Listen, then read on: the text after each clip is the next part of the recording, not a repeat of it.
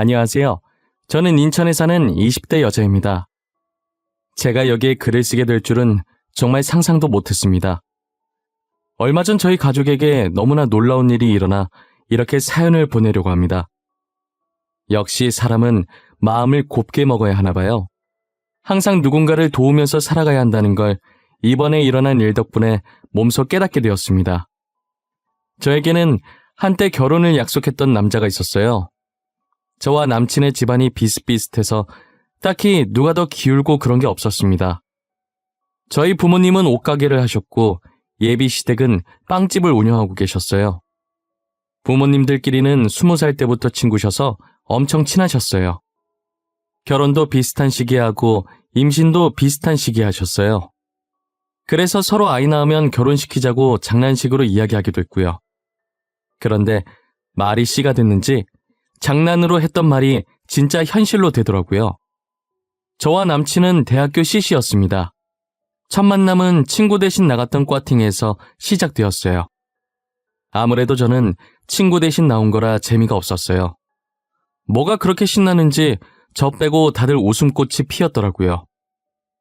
그런데 그런 제게 계속 말 걸어주면서 세심하게 챙겨주는 사람이 있는 거예요. 그건 바로 제 남친이었는데요.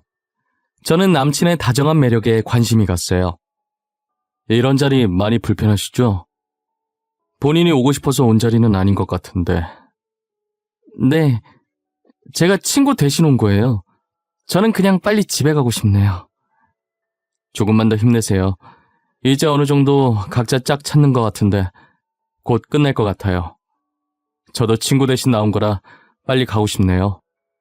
정말 남친의 말이 끝나기가 무섭게 각자 마음 맞는 사람과 함께 나가더라고요. 나중에 보니 저희 둘만 덩그러니 가게에 남아 있었어요. 드디어 끝났다고 이제 나가자고 말하면서 괜히 어색하게 웃었어요. 집 가는 방향이 같아서 둘이서 나란히 가고 있었어요.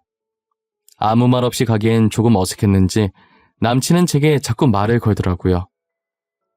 이상한 말을 하지 않아서 싫진 않았어요. 엉뚱해 보이는 매력도 있었고요. 혹시 원래 인천 사셨어요? 보통 대학교는 전국에서 와서 지역이 다 다르더라고요. 근데 찬미 씨는 인천 사람 같아서요. 네, 저 인천 토박이에요. 어떻게 아셨지? 인천 사람도 사투리처럼 티나는 뭔가가 있어요? 아니요, 그냥 제 느낌이 그랬어요. 왠지 모르게 인천 사람일 것 같은? 그런 게 어딨어요. 근데 바로 맞추니까 신기하긴 하다. 저런 시덥지 않은 대화를 하면서 갈림길에서 헤어졌어요. 저희의 첫 만남은 그렇게 지나갔어요. 얼마 지나지 않아 남친과의 두 번째 만남이 있었는데요. 남친과 저는 과가 달라서 겹치는 수업이 잘 없어요. 유일하게 같은 수업을 듣는 게 있었는데 그게 교양 수업이었어요. 2인 1조로 조를 만들었어야 했는데 아는 사람이 한 명도 없더라고요. 어쩌지 하면서 애꿎은 손톱만 뜯고 있었는데 갑자기 누군가 제 옆에 앉더라고요. 찬미 씨 오랜만이네요. 뒷모습 보고 긴가민가 했는데 진짜 찬미 씨였구나. 그러게요. 진짜 오랜만이네요. 수혁 씨도 이 수업 들으세요? 네. 혹시 같이 할 사람 없으면 저랑 하실래요? 제가 이 수업에 친구가 없어서요. 아는 사람이라곤 찬미 씨뿐이라. 그렇게 저희는 같은 조가 되었습니다. 처음 과제한다고 만났을 땐 조원이 2명뿐이라 데이트 같은 기분이었어요. 그 뒤로는 조별 과제 핑계로 자주 붙어있게 되었고 서로 마음을 확인하고 만남을 가지게 되었어요. 저희 둘은 결국 이렇게 될 운명이었던 것 같습니다. 그러다 데이트를 하던 중 길에서 저희 부모님과 마주치게 되었어요. 그런데 부모님께서 남친한테 아는 척을 하시더니 남친도 저희 부모님을 보고 놀라더라고요. 어머, 이게 누구야? 우리 수혁이 아니야? 얘는 갈수록 더 잘생겨지네. 뭘 먹고 이렇게 잘생긴 거야? 안녕하세요. 너무 오랜만에 뵙는 거 아니에요? 그동안 잘 지내셨죠? 못 본 사이 더 젊어지셨어요. 뭐야, 엄마가 수혁이를 어떻게 알아? 너는 우리 엄마 어떻게 알아? 원래 알던 사이야? 어머니라고? 우리 엄마랑 친구분이신데? 나는 너네 둘이 왜 같이 있는지가 더 궁금해, 이 기집애야. 둘이 뭐야? 사귀는 거야? 팔짱까지 끼고 있네? 우린 그때 서로 부모님이 친구라는 것을 알게 되었습니다. 저희의 연애도 같이 들켜버렸고요. 그리고 얼마 후 결혼 얘기까지 오가고 있던 중이었죠. 저희 부모님과 저희 시부모님은 정말 사이가 좋으셨어요. 그 일이 있기 전까지 말이에요. 저희 부모님은 여느 때처럼 옷가게 오픈 준비를 하고 계셨대요. 평소 부모님께서 봉사활동도 많이 다니시고 기부도 종종 하셨습니다. 그래서 그런지 주변에 있는 노숙자들을 보면 무시를 못하셨어요. 뭐 하나라도 더 드리고 싶어서 난리시더라고요. 저희 엄마는 따뜻한 홍차를 타서 노숙자들에게 건네주시는 걸로 하루를 시작하십니다. 노숙자들은 엄마가 준 홍차를 받아들고 고맙다고 복 받으실 거라며 인사하고 가셨대요. 엄마는 줄 수 있는 게 따뜻한 홍차밖에 드릴 게 없다며 안타까워하셨어요. 그런데 한 노숙자가 홍차를 받아가는데 이 엄동설안에 겉옷을 안 입고 있더래요. 얼굴과 몸이 바짝 얼었고 홍차를 받은 손도 사시나무 떨듯 엄청 떨고 계셨대요. 노숙자는 미안하지만 겉옷이 없다고 하나 얻을 수 없냐고 물어보셨다고 해요. 어머니는 바로 가게 안으로 들어가 진열되어 있던 패딩 중에 제일 큰 것을 꺼내서 노숙자에게 드렸다고 합니다. 아니 사장님, 이거 새 옷 아닌가요? 저는 불량품이나 안 입는 옷 아무거나 괜찮습니다. 무슨 소리세요? 따뜻한 게 제일이에요. 저 어르신 말대로 사장님이잖아요. 여기 있는 거 다 제 거예요. 이건 제가 드리는 선물이고요. 이 귀한 걸 제가 받아도 되나요? 이것도 다 돈 받고 파는 건데 너무 죄송해서 어째요? 자꾸 죄송하다고 하시네. 제가 진짜 선물로 드리고 싶어서 그래요. 제 마음이니까 그냥 받아주세요. 안 받아주시면 어르신이 제 마음 버리신 거예요. 결국 노숙자는 엄마를 꺾을 수 없어서 패딩을 받아들였다고 해요. 패딩을 받아든 노숙자가 미소를 짓는데 엄마가 살짝 뭉클했다고 하더라고요. 사장님, 정말 감사합니다. 덕분에 너무 따뜻해졌어요. 진짜 너무 감사합니다. 에이, 어르신, 더 이상 고마워하지 않으셔도 된다니까요. 따뜻하게 잘 입어주시기만 하세요. 저는 그거면 됐어요. 언젠간 사장님께서 제게 베푸신 복이 다시 사장님께 돌아갈 겁니다. 그리고 며칠을 부모님 가게를 서성이면서 고맙다고 인사하셨어요. 엄마는 그런 노숙자에게 장난스럽게 계속 인사하면 옷 다시 가져갈 거라고 하시고요. 어느 날 예비 시어머니가 아침 일찍부터 부모님 가게에 놀러 가셨나 봐요. 그리고는 가게 문 열고 노숙자에게 홍차를 나눠주고 있는 엄마를 한심하게 보셨대요. 야, 너는 청승맞게 노숙자한테 홍차나 나눠주고 있냐? 그렇게 잘해준다고 다시 되돌아오는 게 있긴 해? 난 무슨 대가를 바라고 하는 게 아니거든. 그냥 같이 살아가는 사람으로서 힘을 주고 싶은 것뿐이야. 네가 그래봤자 알아주는 사람 하나도 없다. 그러다 네 살림만 거덜나는 거야.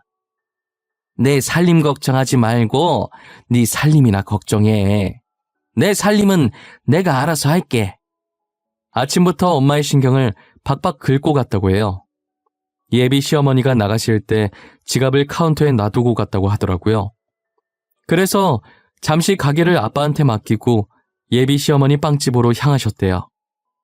빵집에 도착하자마자 앙칼진 소리가 문 밖에서부터 나더래요.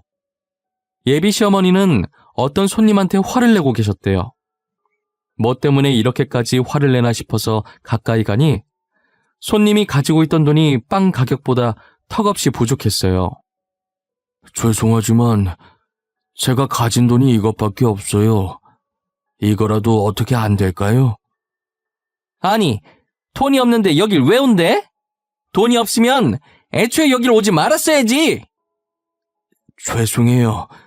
제가 빵이 너무 먹고 싶어서요. 이러면 안 되는 걸 알지만 이 돈만큼의 빵이라도 어떻게 얻을 수 없을까요? 안 된다는 거 알면서 왜 물어봐요? 안 돼요. 절대 못 줘요. 그러니까 당장 나가세요. 끌어내기 전에 당장 나가라고요. 그냥 빵 조금만 떼서 드시라고 줄 법도 한데 그걸 안 된다고 가게가 떠나가라 고래고래 소리를 지르고 있었대요. 엄마는 그런 예비 시모가 너무 한심했다고 합니다. 야, 너는 말을 그런 식으로밖에 못하니? 왜 이렇게 막말을 해대는 거야? 빵 조금 떼서 줄 수도 있잖아.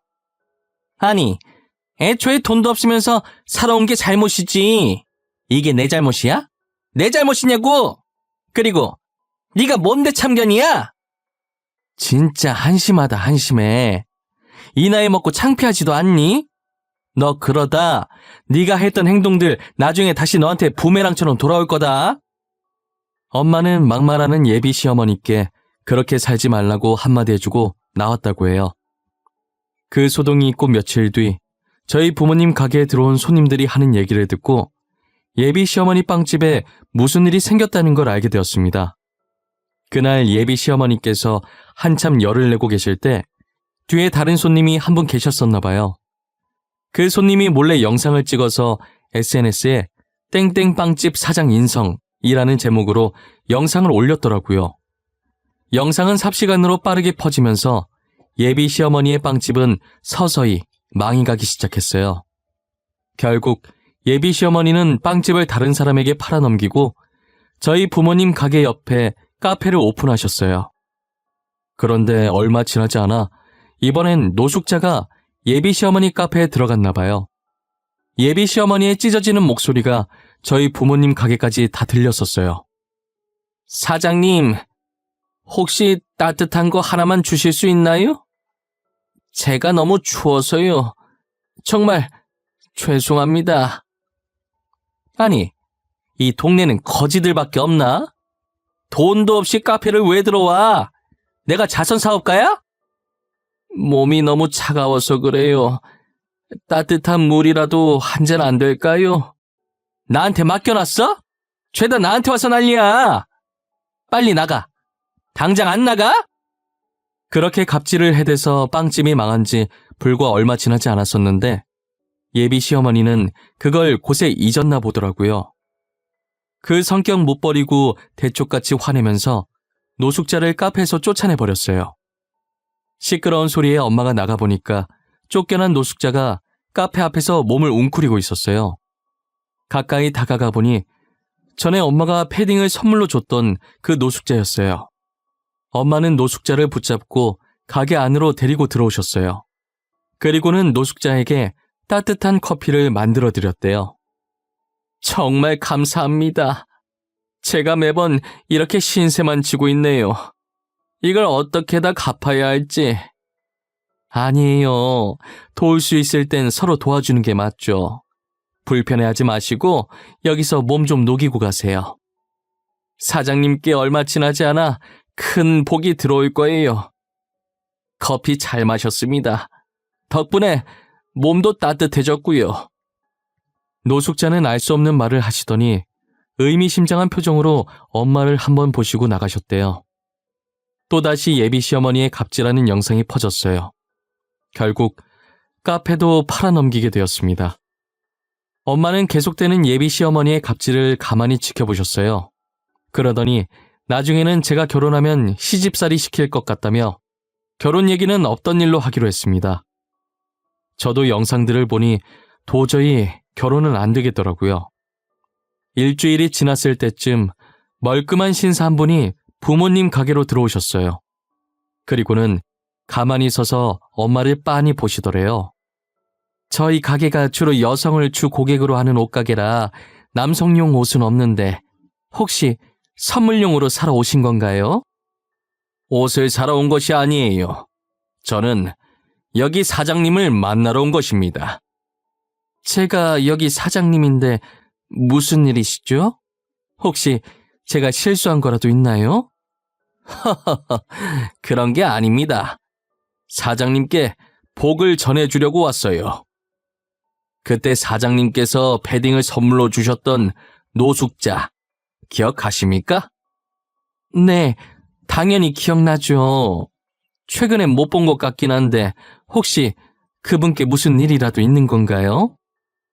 엄마는 그때까지만 해도 노숙자한테 무슨 일이 생긴 줄 아셨대요. 최근 홍차를 나눠줄 때 그분이 안 보이셨거든요. 사장님, 제가 바로 그 노숙자입니다. 여기 제 손에 들려있는 종이 가방 속엔 사장님의 패딩이 들어있고요. 아니, 이게 무슨 로또 당첨되셨어요? 이렇게 보니 완전 딴 사람 같으세요. 사실 땡땡 가구가 제 회사입니다. 제 삶이 너무 재미없어서 살면서 안 본 게 뭐가 있지 하다가 노숙자 생활을 해본 거예요. 땡땡 가구요? 그거 엄청 유명한 회사 아닌가요? 우리 딸방에 있는 가구들도 다 거기 제품들인데. 아, 그러세요? 다른 거 필요한 거 있으면 언제든지 말씀해 주세요. 사장님께서 제게 그랬듯 저도 사장님께 선물을 드리고 싶습니다. 아유, 괜찮아요. 그런데 왜 저를 다시 찾아온 거예요? 패딩 돌려주시려고요? 패딩은 사장님께서 주신 선물인데 제가 잘 간직해야죠. 사실 제가 노숙자 생활하면서 이곳저곳 구걸을 많이 해봤는데 다 저를 내쫓았어요. 하지만 사장님만 저를 받아주셨죠. 그러더니 들고 있던 철가방을 어머니께 주셨대요. 꼭 자기가 가면 열어보라고 하시면서요. 이건 제가 사장님께 드리는 복입니다. 그동안 정말 감사했어요. 이건 제가 나가고 나면 그때 열어보십시오. 알겠어요. 종종 놀러 오세요. 또 따뜻한 홍차 맛있게 만들어서 드릴게요. 사장님 홍차 많이 생각날 겁니다. 다음에 다시 만나는 날이 오길 바랄게요. 엄마는 신사분이 가신 뒤에 가방을 열어보셨어요. 가방을 열어보는 순간 엄마는 지금 꿈을 꾸고 있는 줄 알았대요. 가방 속엔 돈뭉치로 가득 차 있었어요. 드라마에서만 보던 돈가방이었던 것이에요. 뒤늦게 정신 차린 엄마는 밖으로 나가보았지만 이미 신사분은 가고 없었죠. 그렇게 저희 가족은 순식간에 돈방석에 앉게 됐어요. 부모님 옷가게도 확장 이전하게 되었답니다. 간간히 시댁 식구들 소식을 듣고 있었는데요. 예비 시어머니 영상이 얼마나 인기가 좋았던지 얼굴이 알려져서 새로운 가게를 여는 족족 소문이 나서 망했대요. 그리고 저희 가족 소식을 들었는지 노숙자들만 쫓아다니면서 가식적으로 음식을 나눠주고 있다고 하더라고요. 하지만 돌아오는 것은 아무것도 없었다고 합니다. 정말 진심에서 우러나온 봉사를 해야 복이 오는 것이지 아무에게나 복이 다 가는 게 아니랍니다. 사람은 살면서 마음을 곱게 먹어야 하는 것 같습니다. 옛날 말 틀린 거 하나 없어요. 가는 말이 고와야 오는 말이 곱다는 속담이 괜히 있는 게 아니라니까요. 그리고 제게도 새로운 사랑이 찾아왔어요. 결혼도 코앞에 앞두고 있답니다. 정말 소름 돋는 게 지금 제가 만나고 있는 남친이 글쎄 그 신사분 막내 아들이었더라고요. 저도 몰랐다가 상견례 날 만나서 알게 되었어요. 저희 엄마가 음식을 대접하고 싶다고 상견례를 저희 집에서 했었어요. 초인종 소리에 제가 뛰어나가 문을 열어들었는데 주방에서 나오던 엄마가 소리를 지르시면서 들고 있던 국자를 떨어뜨리는 거예요. 놀란 엄마의 시선이 신사분을 향해 있었어요. 하지만 신사분은 전혀 놀라지 않으시더라고요. 마치 다 알고 있었다는 듯이요. 여기서 또 반전이 있었습니다. 제가 남친과 만나게 된 게 도서관이었거든요. 평소 책을 좋아해서 도서관에 자주 가곤 했어요. 별다른 일 없으면 거의 도서관에 있다고 보면 될 정도로요. 알고 보니 남친을 그 도서관에 보낸 게 신사분, 그러니까 지금 저의 예비 시아버지였던 거예요. 엄마 가게에서 저를 몇 번 보고 마음에 들어서 일부러 자신의 막내 아들과 붙여놓은 거였어요. 이 사실을 상견례할 때 사람 좋은 미소로 아무렇지 않게 말씀해 주시는 겁니다. 저희 가족은 너무 놀라서 아무 말도 안 나왔어요. 남친은 처음에 이런 식으로 아버지가 주선하는 게 마음에 안 들었대요. 잠시 만나고 끝내자 생각했는데 의외로 저랑 잘 맞아서 계속 마음이 가더래요. 그리고 저희 부모님을 만나보니 되게 좋으신 분들이라 가족이 되면 좋겠다고 생각했대요. 이게 다 예비 시아버님의 큰 그림이셨어요.